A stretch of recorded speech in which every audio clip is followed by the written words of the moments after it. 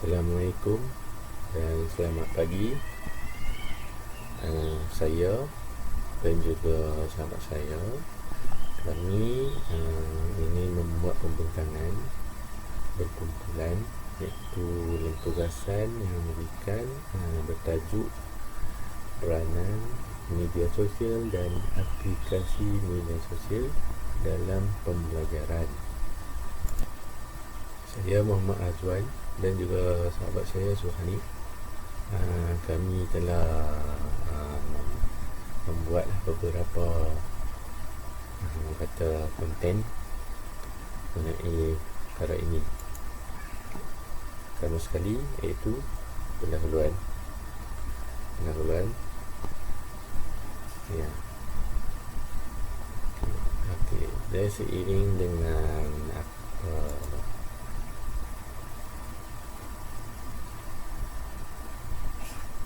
dunia hari ini sedang menuju ke arah revolusi 4.0 ataupun IR 4.0.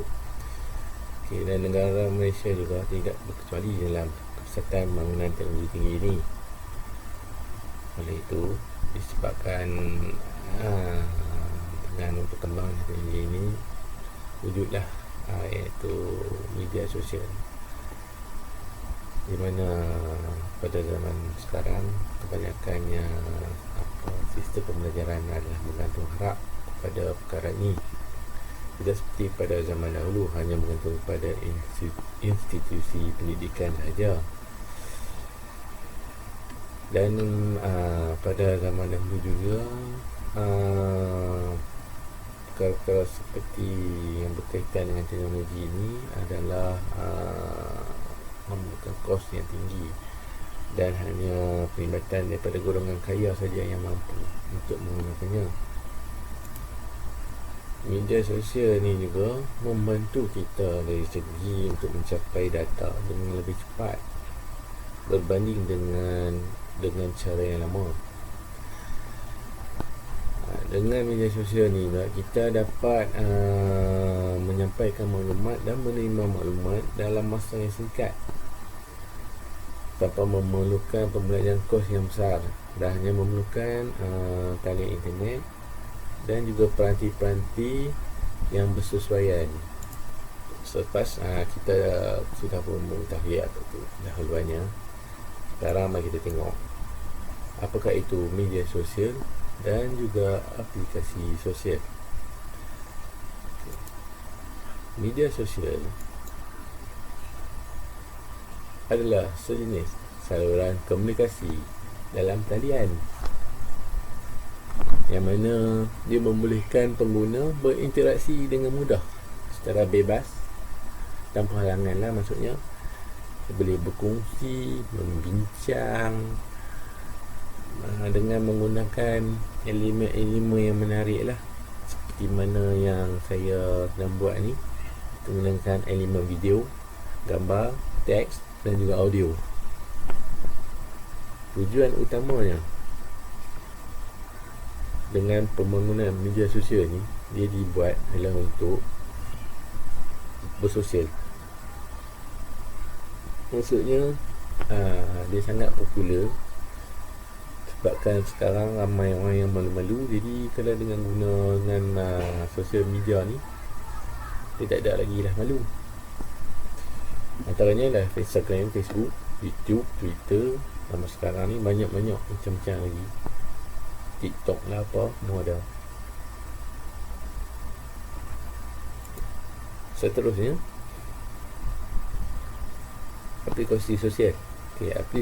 Aplikasi sosial ni, dia adalah daripada media sosial, cuma dia diwujudkan untuk menyesuaikan media sosial itu dengan peranti-peranti yang lebih kecil seperti telefon dan juga komputer riba ataupun tablet. Aplikasi ini dibangunkan untuk memudahkan pengguna lah mengakses di mana saja, disebabkan kebanyakan pengguna menggunakan telefon pintar. Ia dibangunkan sama ada melalui Android ataupun iOS. Iaitu iOS ni adalah pada iPhone dan juga Android ni kepada telefon-telefon lain lah yang berada di pasaran. Okay, sekarang kita pada peranan, iaitu apakah peranan yang media sosial ni kepada pembelajaran. Okay, pada peranannya amat besar apabila dunia dan juga negara kita dikejutkan dengan virus iaitu COVID-19.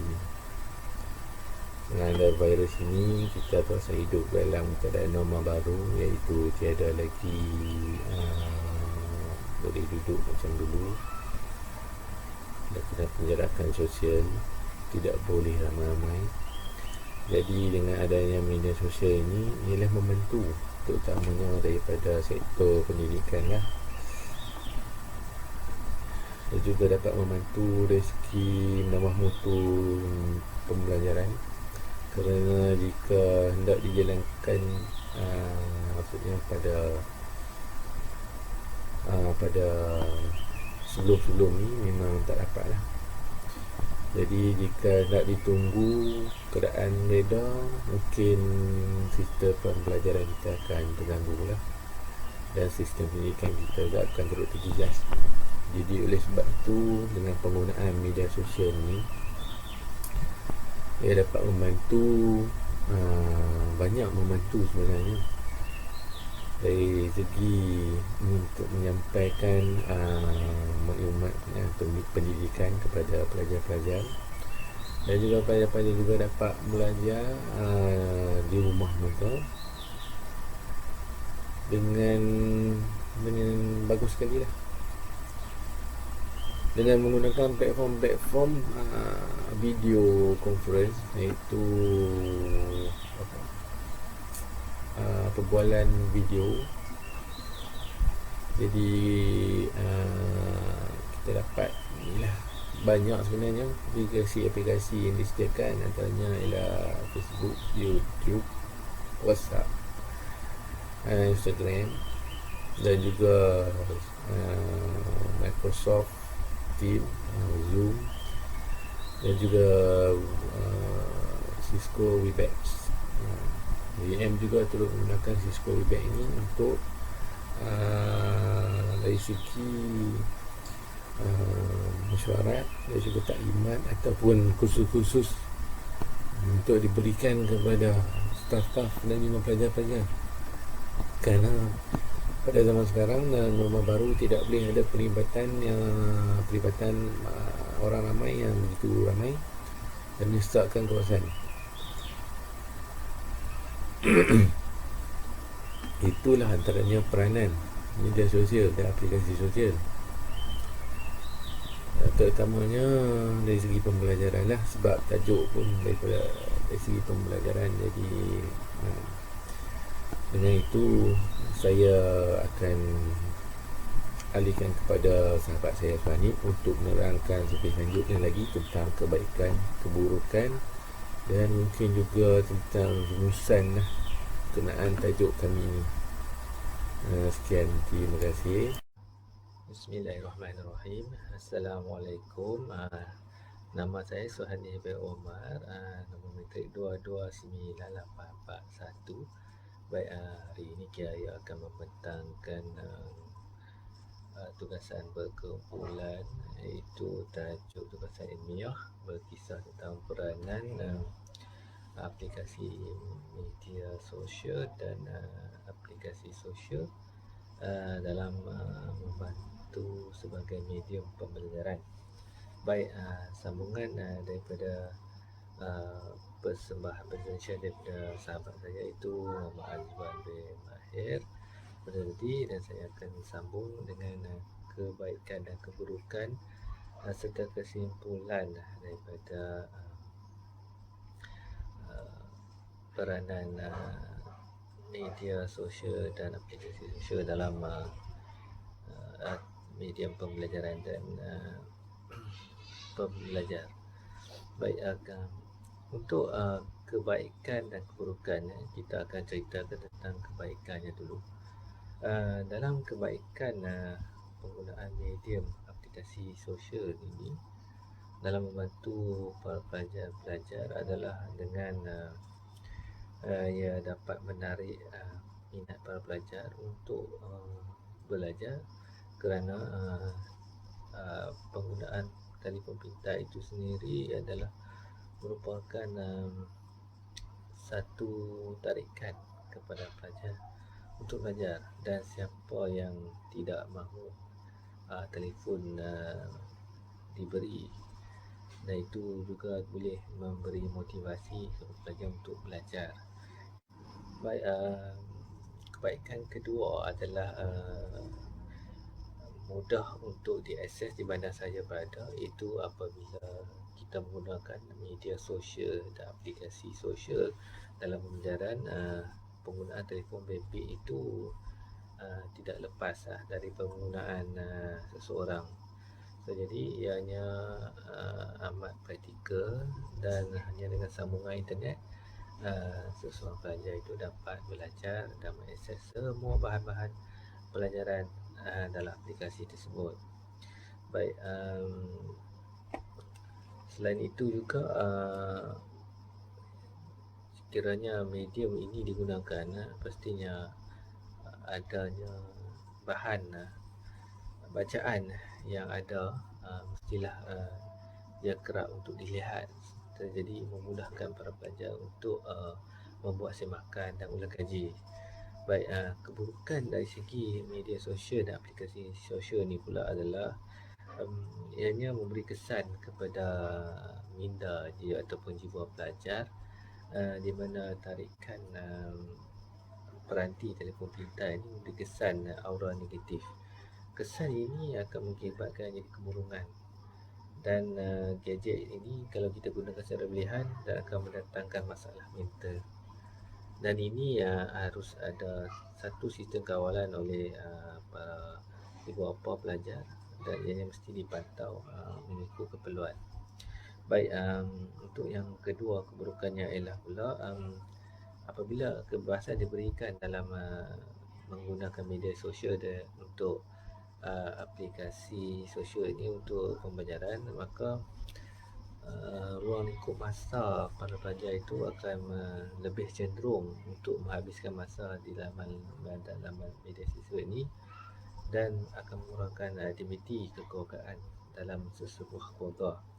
Ia akan mengakibatkan kurangnya interaksi antara keluarga, dan menimbulkan sedikit permasalahan dalam kekeluargaan. Baik,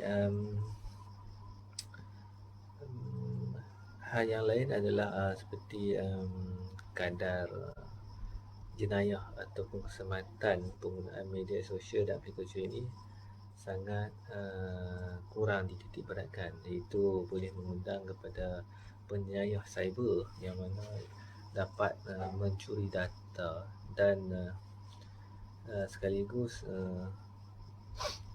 menyebabkan kerugian kepada para pelajar itu sendiri apabila ada orang telah mengambil data beliau. Itu pengawasan amat perlu, dan harus dipantau memastikan perkara tersebut tidak berlaku. Baik, dari segi keselamatan pengguna dalam aplikasi sosial dan media sosial ini adalah penting untuk kita jaga dan untuk kita ketahui. Jika kita tidak guna aplikasi dan media sosial ini, pastinya kita akan lebih banyak terlepas ataupun kurang berpengetahuan tentang teknologi yang ada ini, dan lebih terdedah kepada ancaman keselamatan cyber. Baik, oleh itu saya sarankan lebih kita menggalakkan para pelajar untuk mengadakan pembelajaran secara ini untuk melatih mereka menggunakan alatan peranti seperti telefon pintar ini. Baik, secara keseluruhan kesimpulannya ialah media sosial dan media sosial ini sangat memainkan peranan yang penting dan amat bagus untuk digunakan dalam sistem pembelajaran sedia ada. Rata-rata mengetahui hari ini kita sedang melalui Perintah Kawalan Pergerakan dan teknologi hari ini sangat berkesan untuk mengadakan pembelajaran dalam talian. So jadi telefon pintar memainkan peranan sebagai penghubung dalam media sosial dan aplikasi sosial yang digunakan untuk tujuan kebaikan dan khususnya untuk pembelajaran. Jadi adalah menjadi satu kerugian sekiranya teknologi yang ada ini tidak digunakan sebaik mungkin dalam membantu para pelajar kita yang sedia ada. Masyarakat dunia sekarang pada hari ini pun sedang bergerak ke arah pendigitalan dan akan sampai pada satu tahap nanti semuanya akan berada di hujung jari menggunakan peranti yang disebutkan ini. Baik, sekian sahaja ini daripada pembentangan kumpulan kami. Saya Suhani Muhammad dan rakan saya Muhammad Azwan bin Mahir mengucapkan terima kasih dan Assalamualaikum.